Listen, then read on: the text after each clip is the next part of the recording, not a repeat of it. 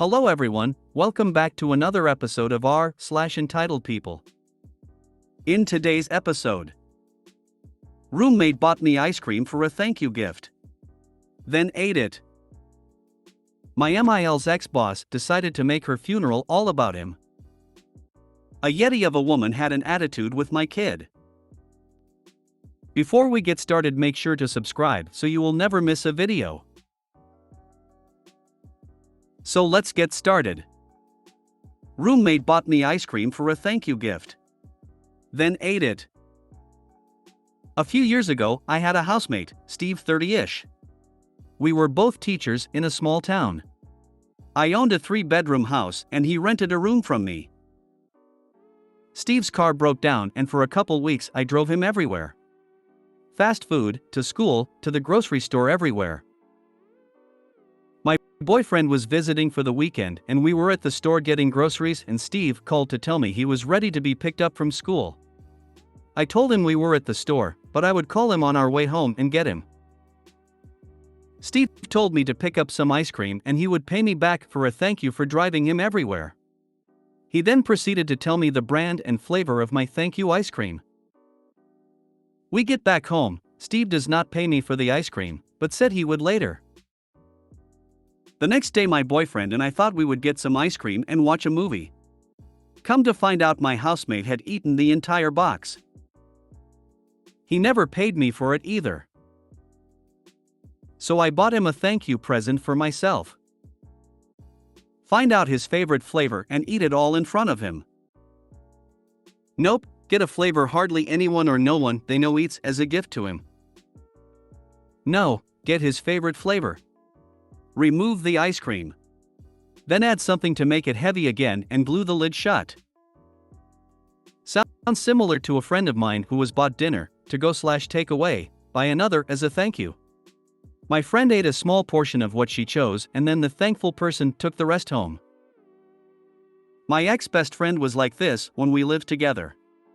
She worked as a server and would often text me excitedly that she was bringing me home some sort of treat from work. If I wanted to save it for later, she would end up eating it.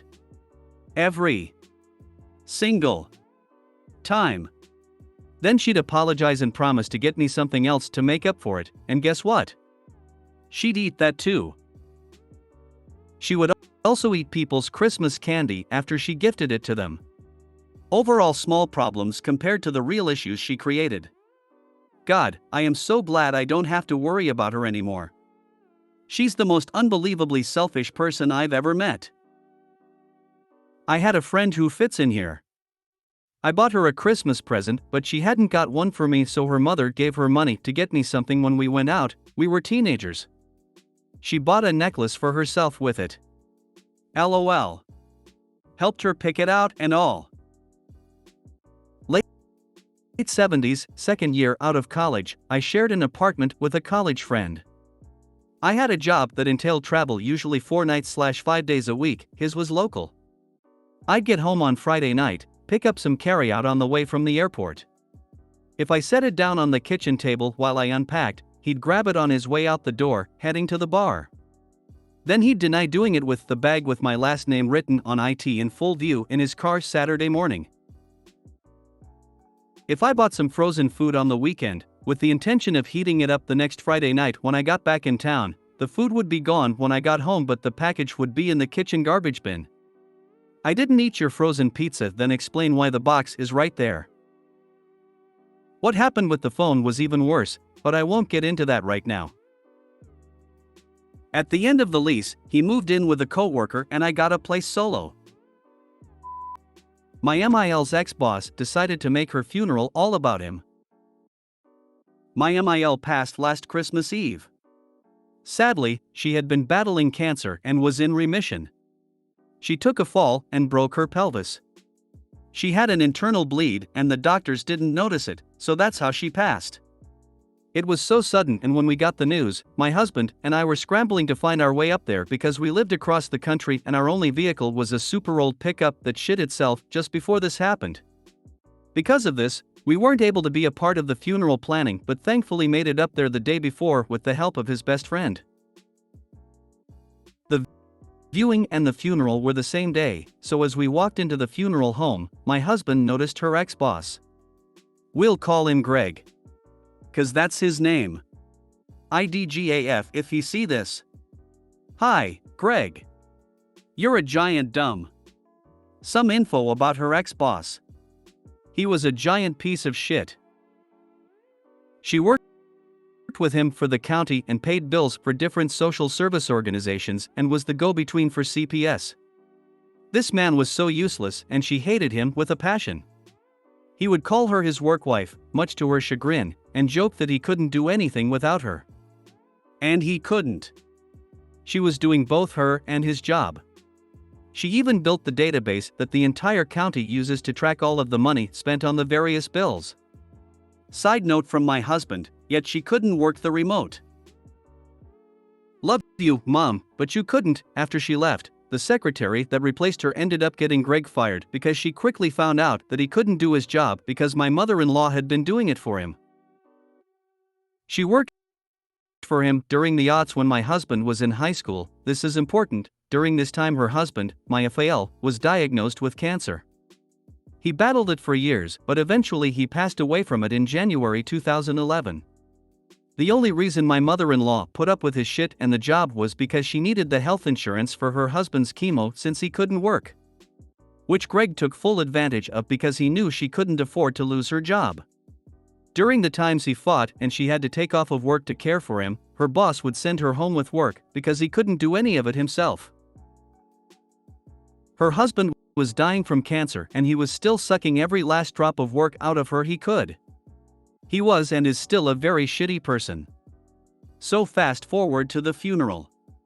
She hadn't worked for him in, like, 6 years, and to see him there was just a slap to the face. Now, I'm not sure how funeral processions work in other countries, but in the States, there is a very specific order. First, obviously, is the hearse. And after that is the closest living relatives. Since my husband was an only child and his father had already passed, he was the closest living relative. Now, she did have 3 brothers, so they followed in the car behind ours. Then her cousin, then everyone else. As we are all making our way to the cemetery, I see someone cut in front of her brothers. I turn around and lo and behold, it's her ex-boss. I was pissed. He then tried to cut in front of us. Like, who TF does this? You are her ex-boss that she hated. My husband and her brothers were her family.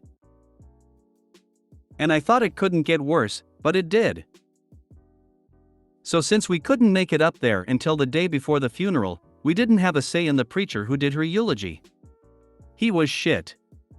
He stumbled on his words, he quarter-assed it, and obviously didn't know anything about her. It was so awkward. But after he spoke, before my husband gets a chance to stand up and speak about her, her ex-boss gets up. He starts talking about Maria and all the work that she did working for him and how she did everything and she was his work wife. Gag. And he talked at length about his work with the county and how they helped the community and just kept patting himself on the back. But the mother icing on the shit cake was he said that her work for him, when my husband was a teenager, directly inspired her to adopt my husband from Paraguay when he was a baby. Like, you're so self-absorbed that you think that what you do is so important that it inspired her to adopt 15 years earlier? I was squeezing my husband's hand so hard during all this that I was about to break it. We didn't say anything out of respect for his mom. But this is why I say when I die, please tell everyone I hate off. Let them know exactly how I felt and even throw hands. IDGAF. When Sonny Bono died, his ex-wife Cher got up and delivered a long, heartfelt speech. Sonny's widow was pissed. I was thoroughly entertained. Sonny Bono's widow invited Cher to deliver his eulogy. A yeti of a woman had an attitude with my kid. My kid, 10, and I were shopping at Target yesterday, and while we were walking through apparel, this crusty shaved poodle with dyed purple hair was sniffing around from spot to spot. I just kinda shrugged and walked on, not my circus. Kiddo, in nothing but a tone of curiosity, asked me why that dog wasn't on a leash. Apparently, the owner was close by enough to hear him. She whipped around and yelled because she isn't on a leash. As if the 6 feet 5 inches grown woman was ready to square up with a 10-year-old boy for questioning her decisions.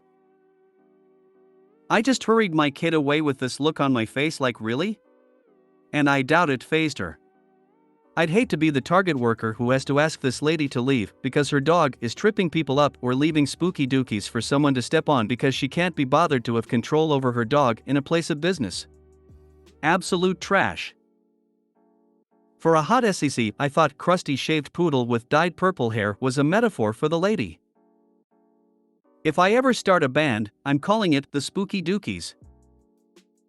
She should not have a dog at Target period, it's clearly not a service animal. So I thought the crusty shaved poodle with dyed purple hair was the subject of this thread. I am thinking boy or kiddo threw some major shade on that woman. Then I realized there is an actual dog in the story, LMAO. Dyed purple hair? Does the poodle even want that? Does she ever think that it would be fashionable anyway? We've had a whole rash of people bringing their pets in grocery stores and especially our local Target, just like this. No leash, sometimes no collar, no carrier. So now there are huge signs at the front telling people no animals are allowed save for service animals, with text stating the store reserves the right to ask unruly service animals to leave. If you made it to the end of the video, thanks for watching. Don't forget to like, subscribe and share, and we will see you in the next video.